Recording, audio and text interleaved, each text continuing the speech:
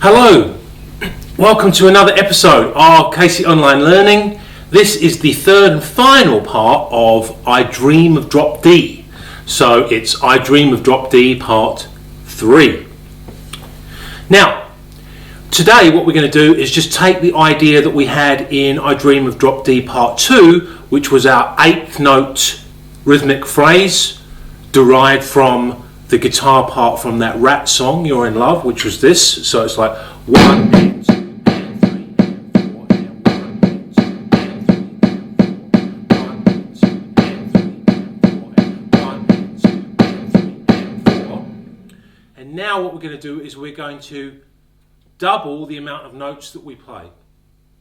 So we're going to turn it into a 16th note pattern, which means we're going to double the amount of notes that we play, but we're going to halve the value. It's kind of like fractions. See, I can't resist putting some maths in here.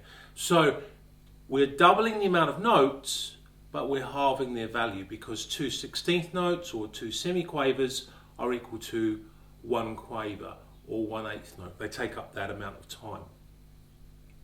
So the pattern is going to sound more like this now.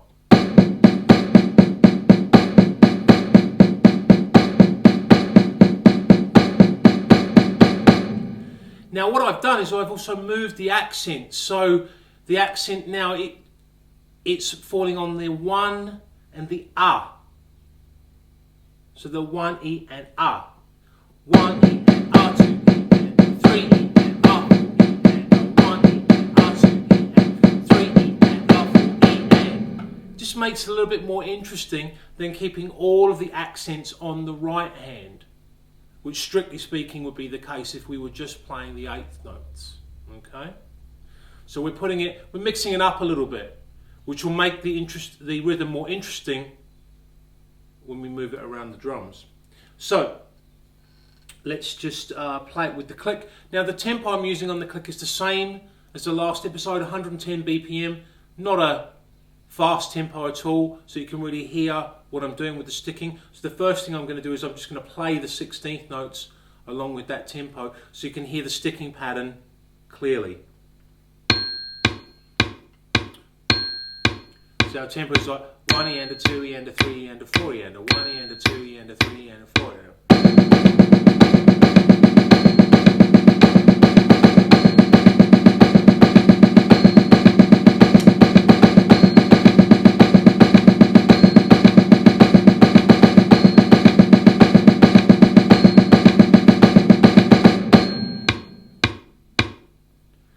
So you can see that now it's become a 2-bar phrase. Previously, when we played it as 8th notes or quavers, it was a 4-bar phrase. But now it's a 2-bar phrase because, like I said, we've doubled the amount of notes, but we've halved the value. So they fit into half as much time. So the whole thing's fitting into 2 bars now, 4/4 time, instead of taking up 4 bars of 4/4 time. Okay?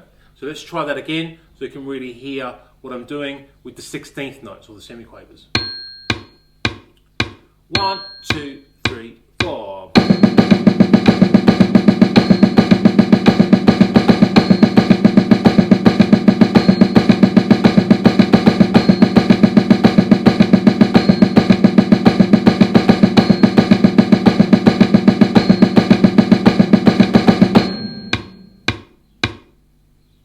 So now what we're going to do is put it in context.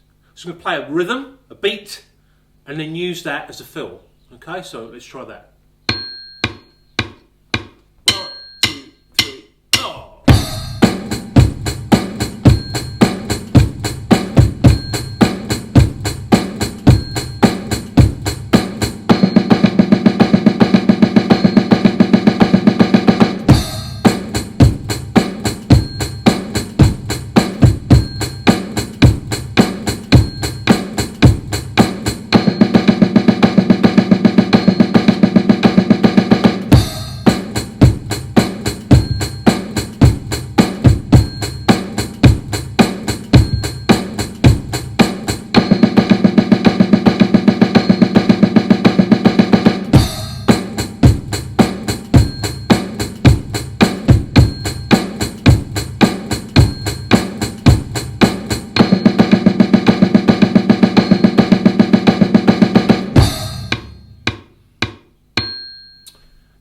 fine, but it sounds a little bit like an exercise. It sounds like something that you might read out of a stick control book. Okay, just playing accents or accented semiquavers, accented 16th notes on the snare drum. How we're going to make it more musical is if we start to move it around the kit. So the first thing I did yesterday when I was doing a little bit of practice on this is I just moved the accents to the tom-toms. Okay, so I got this kind of thing.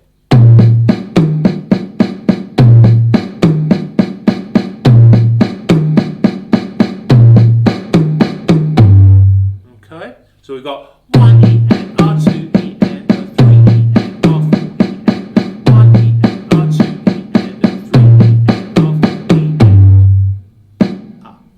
Okay, let's try that. 1, 2, 3, 4.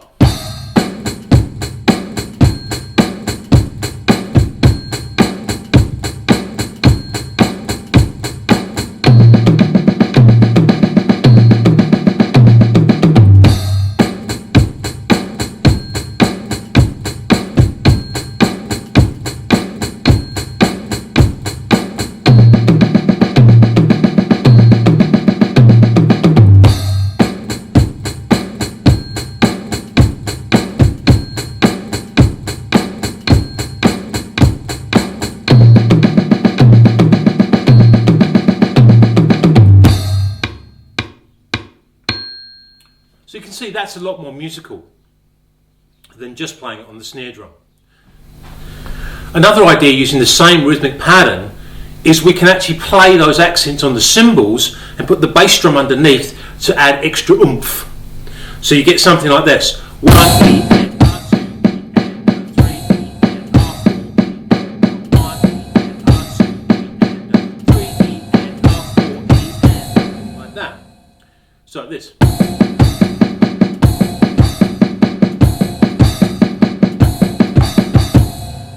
Let's try that in context. 1, 2, 3, 4.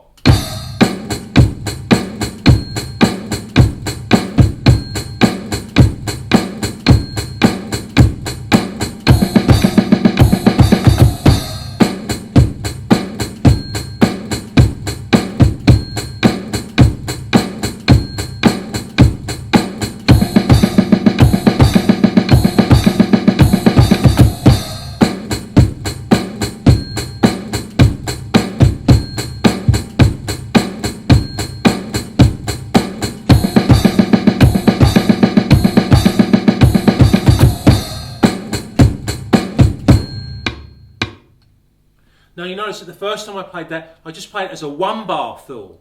So you can experiment, okay? So we've been playing it as a 2-bar fill because, as I said earlier, we've reduced the amount of time it fits into now, because before, when it was 8th notes, it was a 4-bar phrase. Now that it's 16th notes, it's only a 2-bar phrase. But you can play it as a 1-bar phrase as well. So you can experiment with that in your own time when you're practicing it. Another way you could look at it as well is you could turn it into more of a linear idea, breaking it up between the hands and feet.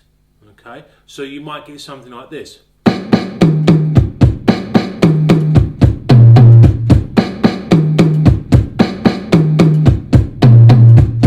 So still getting those accents on the snare drum.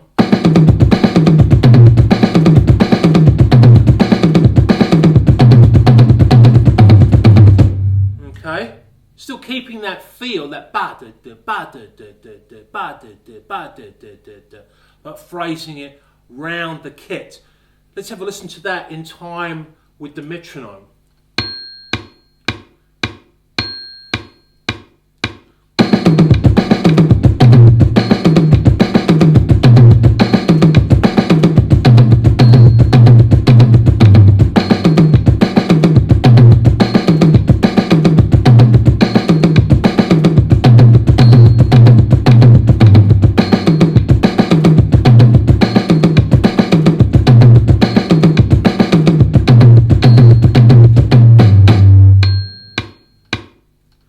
So you'll see that the ideas that you can play with this rhythm are limitless. They're only really limited by your imagination.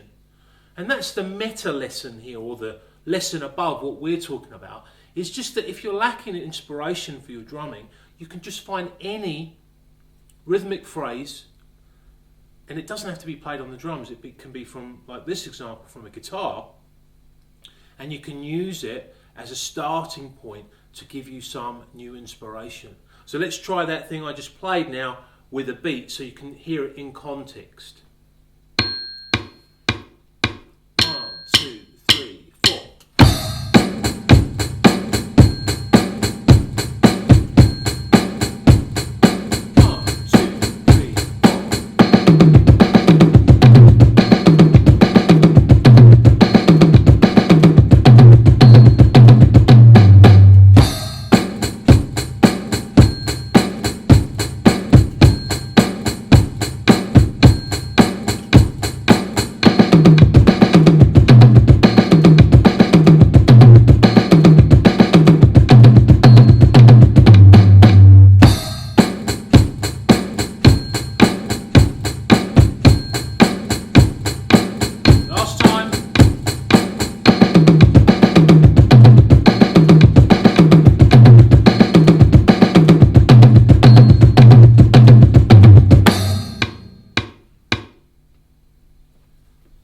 So there you go.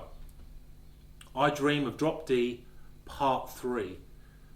Please comment, like, subscribe.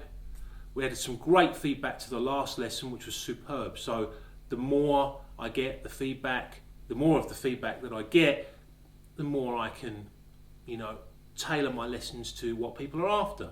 So thank you for paying attention. Look forward to seeing you again in another episode of Casey Online Learning. Adios.